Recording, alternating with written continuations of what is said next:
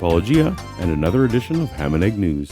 If this is your first time here, and you're interested in the intersection of science and religion, make sure to hit the subscribe button so you know when research videos are posted. Ham and Egg News is not that, though. It's our chance to react to Ken Ham reacting to things. And joining me for today's Ken Sanity is Morgan. I haven't done one of these in a while, so we'll see what happens. Hi, and welcome to Answers News for May 1st, 2017. So Bodhi is out today. He's at an event. PhD Giggles and Ken Ham together, which is the most delicious treat, obviously. I love them. They make my day, at least every Monday and Thursday. At least. Yeah, he's up there in speaking. Michigan with Dr. Nathaniel. Answers News. Oh. And so, way to go. I need to turn this. I forgot to turn my volume down. Oh my God, it's like Answers News Inception right now. How would you like to use an ape midwife? And you say, I mean, people say I'm joking. I'm not joking. I'm not joking. I don't think he's joking. I just know that it's going to be something fucking absolutely ridiculous that he's going to take out of context to the extreme. And it's going to be bad. And I'm going to laugh. Stay tuned. It's coming. It is. So you have to wait through the whole time here till we get to that. That's right. All right? Wow, Answers News is going all BuzzFeed on us here. You've got to stick around to the very end to see the ape midwife, and you'll never believe what happened next. It's towards the And end. don't forget, the more emojis. Am I pronouncing that right? You are. Okay. And we're going to put a comment there that has a list of all the links of all the articles, so you can go and read these for yourselves afterwards. Oh, that's fantastic. They actually link their sources so that you can go and see just how much they misinterpreted everything. So our first article is from Science News. Venomous fish have evolved many ways to inflict pain. It's not a huge percentage of fish that are venomous, but there are some that are, and we're looking at their venoms because are they related? You know, how distinct are they? And they found that they're not very related, so to speak. They're all very distinct and very different. Different kinds of fish. Oh my God, we're already starting. We're already starting with kinds. What the fuck is a kind? Tell me what it is. Tell me what it is. They've actually stumbled upon about 18 different types of venom that have developed in these fish, according to an evolution. And they say they all evolved separately. You know, when I was coming out of young Earth creationism and immersing myself in everything I could learn about evolution, I'll admit that Convergent Evolution was one of the tougher pills to swallow. This is the idea that similar features could evolve multiple times in multiple lines of plants or animals completely independently of each other. Take, for example, flight in birds and bats. Now, if you're a person who's predisposed to doubting evolution and thinking it's all about pure randomness, then what sounds like the same mutations happening by chance 2 or 3 times is frankly asking too much. Of course, that comes from a place of misunderstanding, but they misunderstand it. I now understand it's not specific gene mutations that are being repeated, but rather an after-the-fact coincidence of features that originated and are implemented entirely differently. If a certain trait has a survival advantage in one species, it makes complete sense that a similar trait would provide a survival advantage in another species. So similar-seeming features can and will arise as a pattern. Dolphins may look like sharks, but the shark tail goes side to side and the dolphin tail goes up and down. A subtle difference, perhaps, but a dolphin moves like any land mammal trying to swim, which is what they were, because it had to adapt to the water. When structures seem the same at first glance, creationists shout common designer. When they're different, they shout unique creation. It's a perfect non-falsifiable situation. It makes perfect sense to me as to why this would be an effective attack on evolution in the mind of a typical AiG audience, who already have the wrong idea about science. Yeah, so that's what's kind of funny about it, is looking at how many times that would have had to have happened. By chance random mutation. And not only that, but unlike snakes that mainly use fangs to inject their venom, fish use lots of different ways to do that.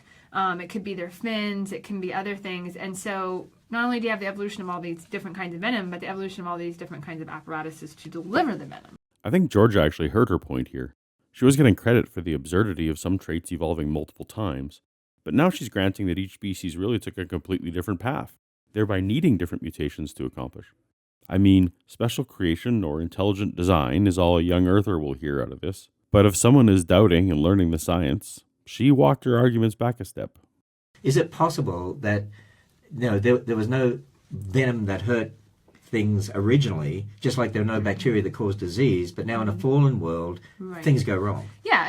If a character in your story is literally all-knowing and all-powerful, then there is no conjecture too outlandish. If you grant this, absolutely nothing is falsifiable. Is it possible that all the animals could talk to Adam and Eve, not just the snake? Sure, why not? Is it possible that before the fall, 2 plus 2 equals 91? Sure. Could God create the universe with the appearance of age so that non-believers would be fooled into thinking everything was old? Of course. Ken doesn't even need to finish the question, is it possible? Because the Christian army has to reply yes, no matter what. With God, all things are possible. So why make any arguments at all? God did it, covers everything. For some people, this goes on beyond ad absurdum to the point where even the laws of logic don't need to apply. To them, contradicting ideas must also be within God's purview. Can God create a married bachelor? Of course he can. But here's the thing. Anything with infinite explanatory power actually has zero explanatory power. I mean, it could have been used. I mean, one of the things we say with like defense attack structures like that is either they were used for different things before the fall, or maybe they were there, but they were turned off, like the genes were not on. By saying that these fishes are probably used for something else, which I'm assuming that something else was eating like vegetation, right? You're essentially making shit up that sounds like it fits in with what you think and believe, but it probably doesn't.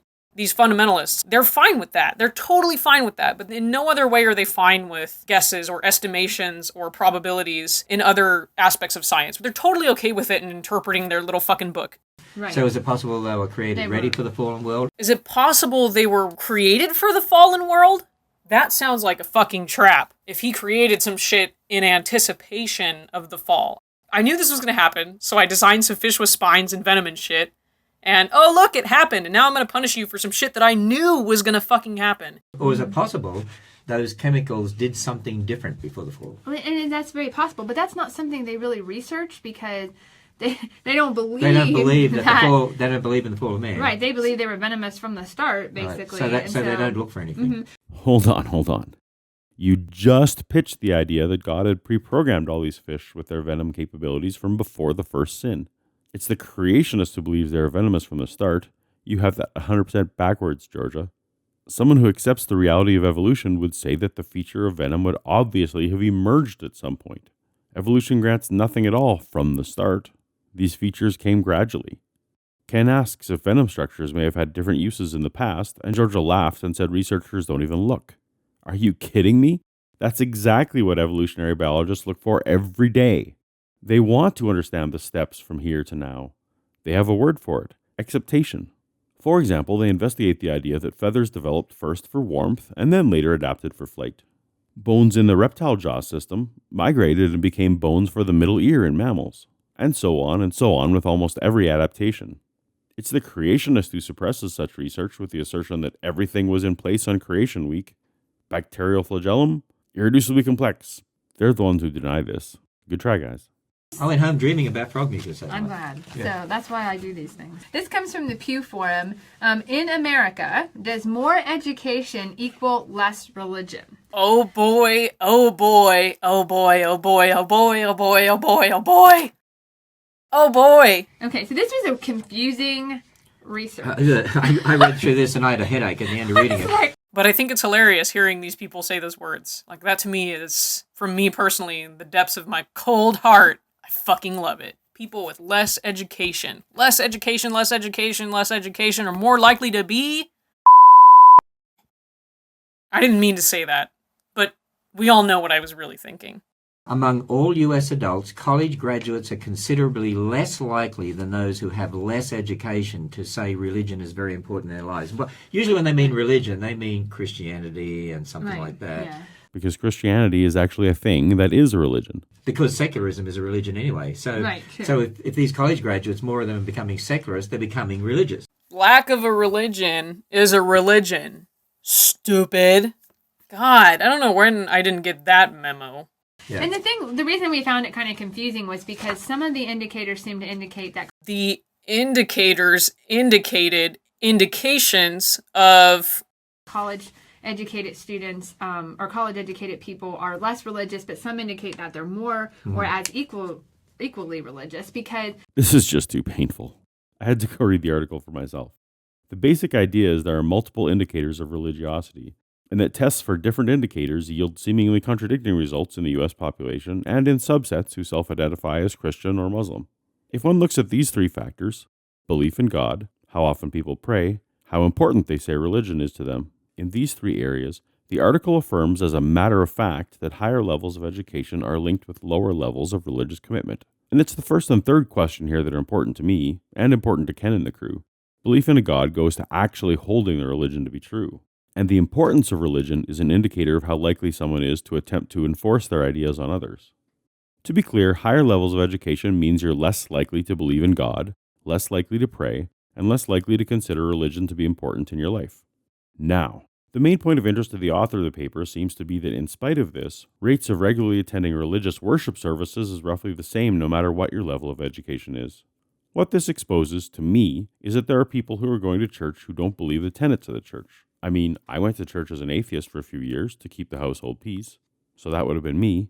If someone wants to connect with people at a church but doesn't let that belief affect their lives that much, more power to them, I guess.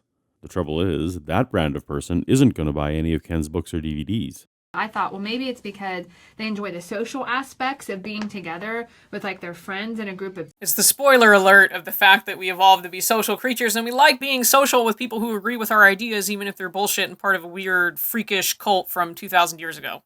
So it's not so much about necessarily God and their belief in the Bible, it's just about a social aspect. But They want those emojis, Georgia. I mean, obviously. The social aspect? Come on. They want the emojis. Am I pronouncing it right? what they really mean is the more they're educated by secularists and indoctrinated and inoculated against the Bible and brainwashed by atheist secular religion, it affects students. And that's why we actually did the research on America's Research Group, the book Already Gone that was No. published in 2009. I am not down for the book, motherfucker. I don't want it. No, I will not buy it. I will not buy the fucking book. Not another fucking book. I don't even care if these books have chapters at this point, but not another fucking book. That talked about the fact that 2/3 of young people are leaving the church by the time they reach college age, and very few returning. I've actually read that book. The research parts were quite telling to me. Let me be prescient for a moment and suggest that we all remember that statistic for later in the show. 2/3 of young people are leaving the church by college age, with very few returning. And when you do the research, it's because of what they were taught that caused them to doubt the Bible, because churches didn't teach generations how to defend their faith and answer those secular questions. Or, and hear me out for just a minute, they were presented, for the first time, with ideas, information, experiences, and facts that run counter to what their parents spoon-fed to them from birth. Maybe, just maybe, these kids made an informed choice now that they have all the information. If these Christian kids are so susceptible to brainwashing and accepting things on the basis of authority, maybe you should stop teaching them to accept everything purely on authority. When they say more educated, what they mean is the more indoctrinated and brainwashed in secular philosophy. To be clear, the studies in no way excluded education from religious degree-granting institutions like Bible schools. A master in theology counted just as much as a master's in engineering.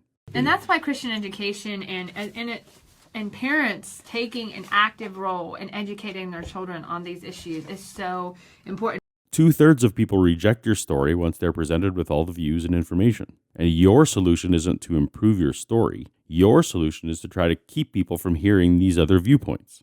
You want to further shelter, further protect, further isolate. These are the tactics of fear and lies, not conquerors with truth on their side. So I homeschool my daughter. Oh my god, I cannot wait. I can't wait for this. I can't wait for this. So we were talking about what to do for current affairs, like how to learn about current events next year. And I said, you know what? You're going to watch Answers News twice a week. There you are, see? I said, it's free. And that's a great way for her to hear. I mean, she watches it a lot anyways, but I said, this is an assignment now.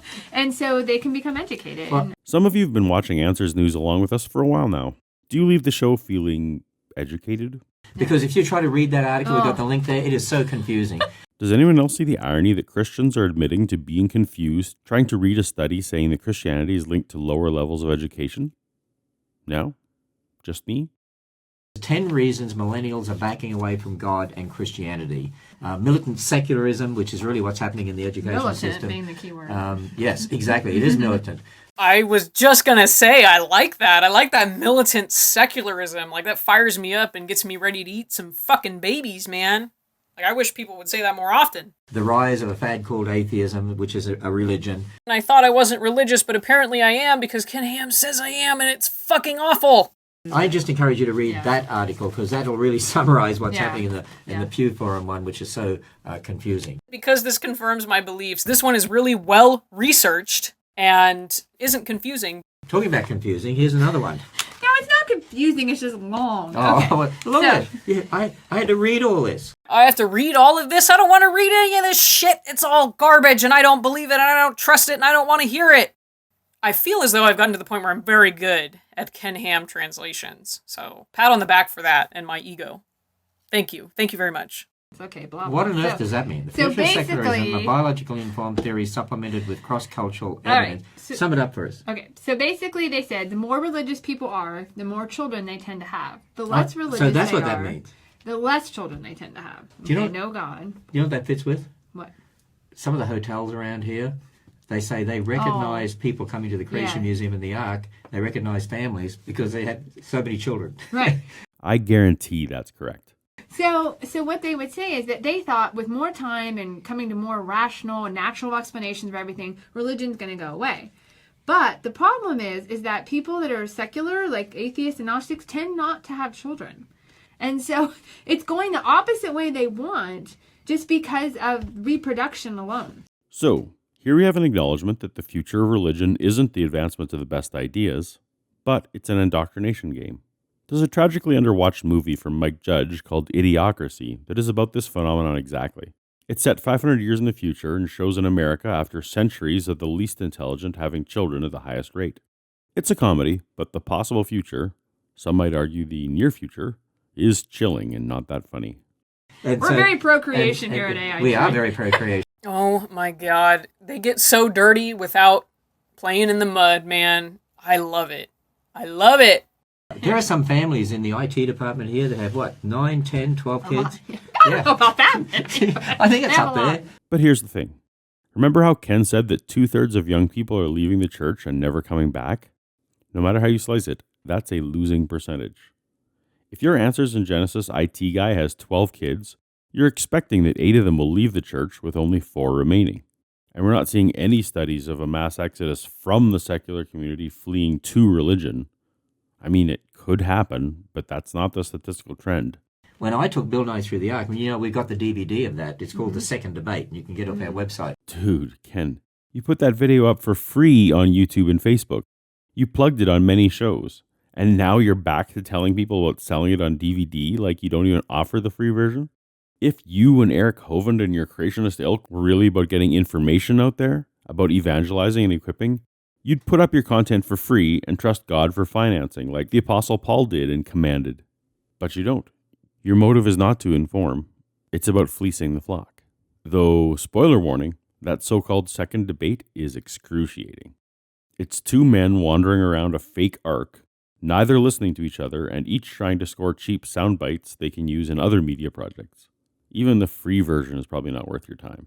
Because I asked him, what happens when you die? He said, when you die, you're done. Well, when you die, you're done. Then what's the point? Why would you worry about what happens after when we don't know? We can't say we know. Why would you not worry about right now, like living in the present versus living in the future and not giving a shit about the present? Because nowadays that translates into political misinformation, political distrust, and political nonchalance regarding things like climate change, global warming, et cetera, et cetera. No matter what word you use, it is all the same. It said that secularism is likely to undergo a decline throughout the remainder of the 21st century, including Europe and other industrial societies. Unfortunately, Ken, I don't think this is heading in the direction you're hoping for. Just like you think that disproving evolution somehow proves young Earth creationism, you're assuming that the opposite of secularism is Christianity. It's not. Remember how 2/3 of young Christians are leaving? But do you know which religion isn't losing members and is actually growing in both child raising and conversions? Islam. As a percentage, Christianity is going to continue to lose to secularism, but both groups are going to continue to lose to Muslims. And that's why you need to be very careful about all these religious protections that your team wants to enforce and create. Because what happens when yours is no longer the dominant religion? I don't think you spend much time thinking about that. So, here we come to the midwife, the ape midwife. Would you like an ape midwife to deliver your baby? Go ahead. Okay, so from Live Science, did human ancestor Lucy have a midwife? So when I saw the title, I was like, okay, I am totally intrigued. Let's see what this has to say. We call that clickbait, Georgia. You know, they look at chimps and how they have babies, and, you know, or chimps. They look at humans and how they have babies. So since Australopithecus is somewhere in between. According to evolution. Right, according to evolution, how did it have babies? So they had to model the head size and the shoulder size. And So they guessed. Yeah, they guessed somewhere in Based between. on evolution. Yeah, somewhere in between what? Chimps and humans.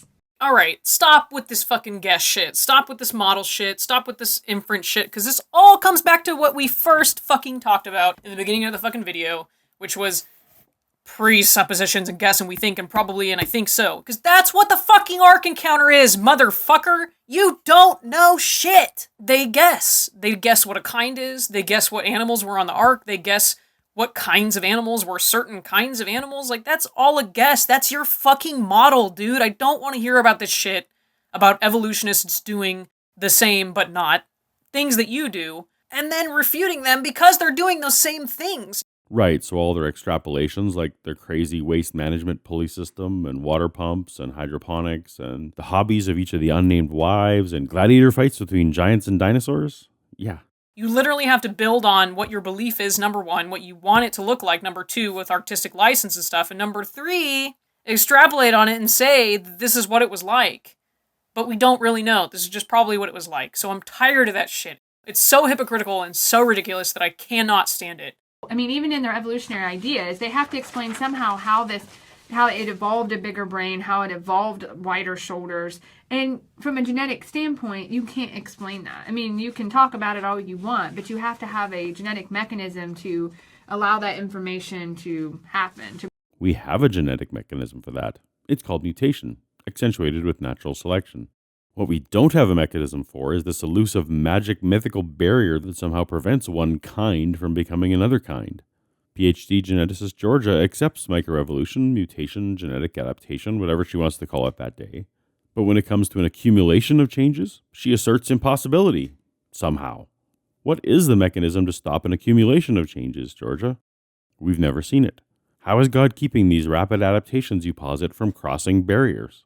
There is no such mechanism. This guy said, this scientist, evolutionary scientist. Is it a girl? No. Are you a boy or a girl? What's my grandson's name? Welcome to the world of Pokemon! Well, she started to do this after the birth of her own children. I mean, personally, that's what I would be thinking about as I had children. Gee, I wonder how Lucy did this. Wow. If you want to see it, I'll admit, that was pretty fucking funny. That was pretty fucking funny. That was funny enough as to be ridiculous, and I'm a fan. That was my favorite article for the day. I noticed. Okay. Did Lucy have Obamacare and what was her copay? Don't have any clue. Okay. No Obamacare. Can you tell this was my favorite article for the day? Exactly. But with evolutionists, they have to keep changing because, and their views keep changing, and their morality they keeps find, changing, yeah. and everything's fluid Because we keep learning new information all the time? Right. because they have no foundation in an absolute. So close. Yep. So, All right. From the Atlanta Journal-Constitution, can this plastic-eating bug save our planet? All right, that's it. I'm bored with this. I literally just yawned. I'm calling an audible to move to a more related topic from the following show. Yeah, I don't even know what they just fucking said. Yeah, I was definitely like in and out of that entire conversation. So let's stop this one and go to the next one. we launched something really special today, and it's a So it's a Christian school that's endorsed by Answers in Genesis and in partnership with Renew a nation and co-sponsored by Answers in Genesis. Right, and so it's called 12 Stones Christian Academy. It will be a K through 12 school here in northern Kentucky that will open this fall. You know, students and teachers of this school are going to have unique opportunity, access to the Ark, the Creation Yes. Museum. Teachers have access to our planetarium observatory, Yeah. the animals in our zoo, petting zoo. I think of the unique opportunity, and we want to have a Christian school that used Christian textbooks and taught a biblical worldview, took an art and creationist stand. Right. So we just heard about how kids who get an education tend to leave the church. So here's their new way to combat it: more intense indoctrination. If you take a look at the school's About Us page, we need to have discernment to counter false humanistic religion. I don't see critical thinking in there. What better way to not indoctrinate your kids than to only indoctrinate them with shit you believe in? Oh, well, my kid's being brainwashed in one school. Let me go brainwash him in another, which is my views, because they're correct. I don't get how people can say with a straight face, I don't want my kid going to X school. I want them going to this school because this school affirms what I believe and doesn't teach any of the other stuff. So, along with the Creation Museum, the Ark Encounter, and Answers in Genesis, this new 12-stone school is something for all of us Ken Ham watchers to keep an eye on. I know we will. Well, I think that's enough for today. I had a lot of fun with this one, for sure. Let us know what you think about these stories in the comments. If you'd like to be notified about new reaction videos or proper science videos are released, please hit that subscribe button. We'd greatly appreciate it. Gotta go. Until next time, catch you later.